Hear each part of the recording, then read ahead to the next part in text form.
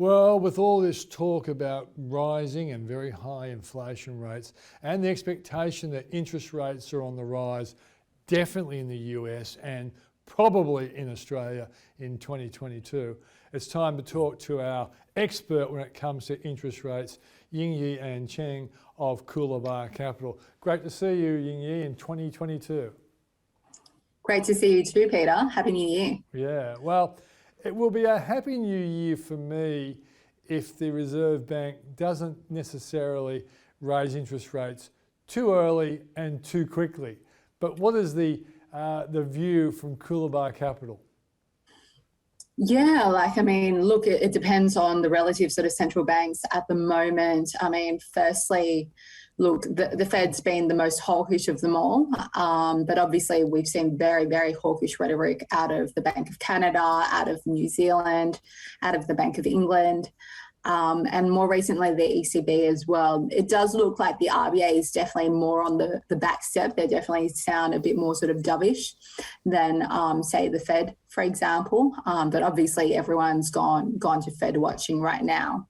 Yeah, but when you say that the US seems to be ahead on the economic cycle, the economic growth rebound compared to us? Yeah, so look, we've seen core inflation in the US, not just, surpass that sort of, 2 to 3% sort of band or 2.5% sort of target. It's really, gone beyond that. So, we've seen the highest inflation that we've seen since probably the 1990s, the early 1990s, in fact. So we've had, core inflation at around 4.7%. Core CPI has been above 5%, more like 5.5%. The Fed's preferred measure is what is known as PCE, personal consumption expenditure, and that is at 4.7%. So it's way above that sort of 2% sort of level.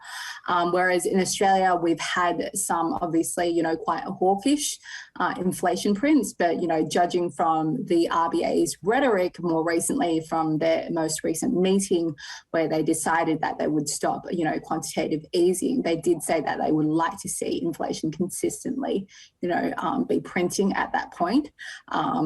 And, I think they would probably lean more towards inflation overshooting than, trying to, hike rates too soon, too quickly. Yeah. So Coolabah Capital have the personnel to track some really interesting things. So, obviously you track all the important indicators for the money markets, the bond markets and whatever. That's your beat. But we saw with the coronavirus, you were tracking the course of the virus, when it might peak and all those sorts of things. Are you trying to track something which I think is critically important, that is the costs associated with the supply chain problems? Or is that too difficult to track?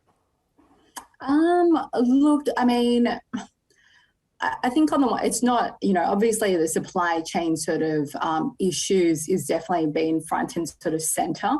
To be honest, it's been an issue that we've been tracking, but we haven't been tracking on, a quantitative basis to the same extent that we've been doing when, we did the modelling around herd immunity, the modelling around the probabilities of war, for example, between, different country states. And then obviously, around, COVID infection, and vaccination sort of modelling either. So yeah, that's not something that we've been modelling internally.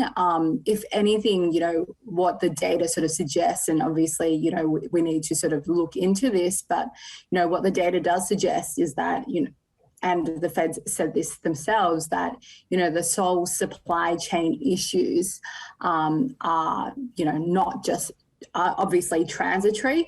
They need to take time to work through the system, but what we're dealing with at the moment in terms of price pressures is not transitory.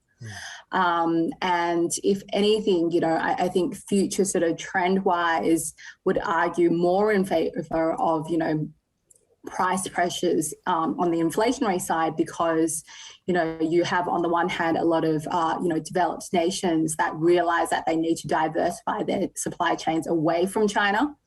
And so that will put pressure on prices, in an upwards fashion. Secondly, the whole sort of, decarbonisation of supply chains as well, moving to more ESG friendly, more solar power. Obviously, initially that's going to, lead to higher costs, just as we move away from, a lot of the more intensive sort of fossil fuels. Obviously, eventually, there will be a lower cost to much more environmentally friendly sort of sources of power. But again, the initial sort of inertia in doing so will put upwards pressure on prices again as well. Okay, so is the belief then that the inflation is not purely cost driven, it's also excess demand? There is demand. Yeah, look, I think there's a lot of pent up demand for services as well, because obviously when we were all in lockdown, there was a lot of demand for goods. We couldn't get out and demand services. Now, as economies have reopened, a lot of that demand has shifted more towards services as well. Yeah. So obviously that's not, as much of a supply chain issue as it is, say with goods. Yeah, I can't wait to get more massages. They were really missing out. Or more haircuts for free now. Yeah, which I'm getting tomorrow, by the way. And look, so what you're arguing then is those who want to believe this inflation is temporary, let's say dissipating within 6 months, that looks less likely because of the reasons you just advanced. Well, yeah, look, it's not temporary because we're seeing it in wages as well. There's wage inflation. And so we're seeing price inflation, we're seeing, wage inflation as well. And what that has the impact of doing and what central banks are most concerned about, or they should be most concerned about, is inflation expectations. So as wages move higher, as prices move higher, that's okay so long as, our inflation expectations are tempered. But inflation expectations, whether you slice and dice it, looking at different surveys, whether it's the Michigan survey in the US or the Fed's, like the New York Fed survey, again, they point to quite high numbers. And that's the concern. Yeah. When you have high inflation expectations, you're going to demand higher wages to compensate for that if you expect prices to increase in the future.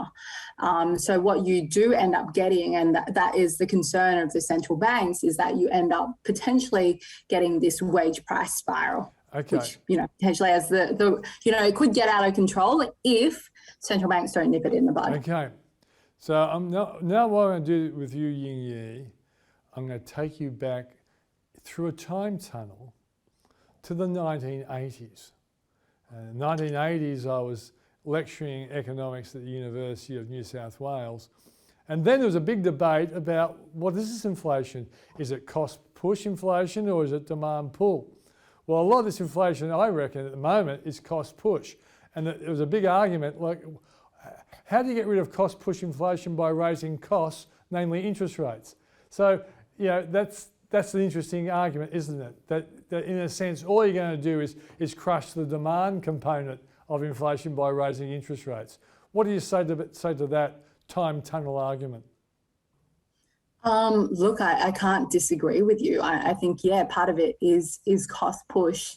And in that respect, it has sort of translated itself into, we're seeing it in higher costs in terms of components. Obviously, initially, a lot of that has been, supply chain sort of driven. But the economy is doing well, and the economy is doing well because there's been all this stimulus, right? Yeah. Since March 2020, both the government at a fiscal level and central banks have been injecting a ton of stimulus via fiscal measures, via quantitative easing.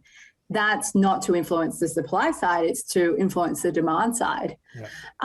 And, all this, demand, all this, cash on the sidelines has, pushed itself into obviously asset markets and whatnot. There's a general feeling of, more sort of wealth.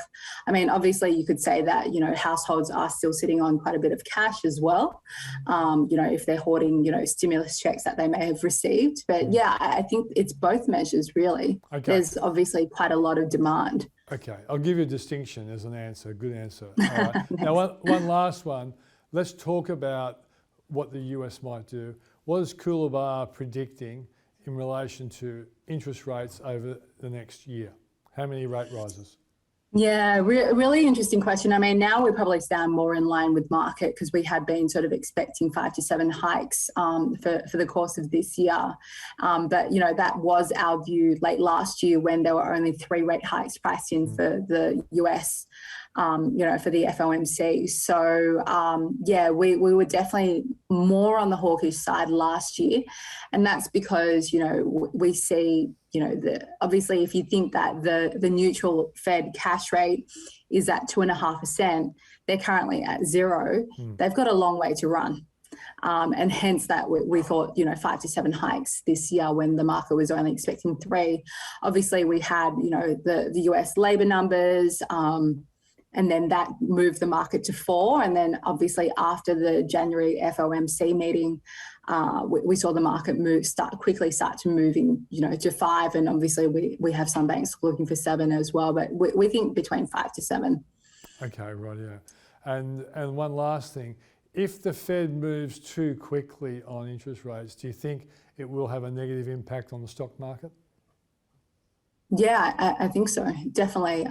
You know, that there's definitely a bit of a wealth effect that happens from, you know, the stock market. But you've got to remember, like, the reason why, you know, stock markets or, you know, broader risk asset markets have rallied so much is because the Fed and other central banks were cutting rates. They were pumping money in the form of quantitative easing. That easy money is gone. And so if you consider the fact that they're just going to unwind a lot of the stimulus that they brought forward, then you definitely expect the same sort of retracement. Ying Yi Ann Cheng, thanks for joining us. Thank you, Peter.